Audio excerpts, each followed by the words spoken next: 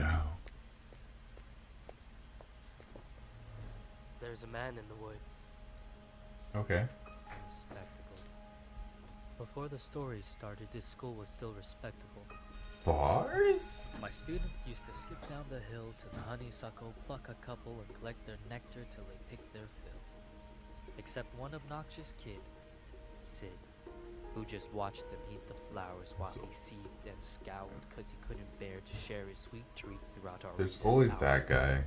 I remember Sid saying, "There's a man in the woods." Is there really? That's how the rumors began. Of course, Sid had spotted him first. Of course. Poor kids. He got him immersed in his spiel about a serial killer whose gun barrel glint hints at peril. A visit to the nurse, or worse, a hearse, waiting just beyond the dale. The children saw him everywhere. "Look, over there. That man had Batman ears. We swear. And crazy yellow eyes. We saw something rusty. His shotgun? It must be. I saw a lady's severed thigh." Yo. Trust me, every word I heard was absurd. Yet each day Sid would stray down way past the playground.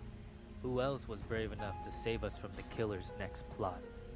The rest of the lot would stop back at the blacktop, sure that any closer they were bound to be found deep in the woods, left to rot. I pleaded for the kids to think and learn to be mature, but after a few more rumors doomed my attempts to prove the school was secure, their fear was undeterred, and when the buses drove them Too all late. home, the parents finally heard. Not the parents, Karens and Kevins. Everything just blew up. I received a wall of emails and calls full of shrieks, wails, and all from terrified families who'd heard word of the murderer and didn't like my lack of action at all. What was I supposed to do? Comb the whole forest? Yeah, right. Right. You?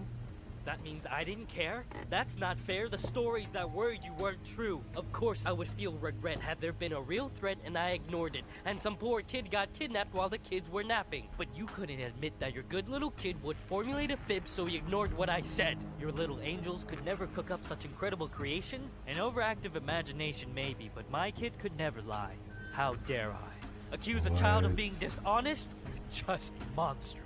The parents were displeased, and when the PTA took action, they dismissed me from the classroom. What? Why, they knew what was best for their kids. Do you know how difficult it is to get a job when a bitter mom slanders your rep with child neglect from the outset? Now who's in control of your classes?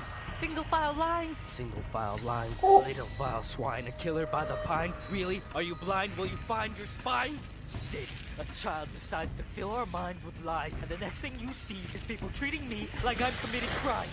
I was in my prime. Oh Those my kids gosh. were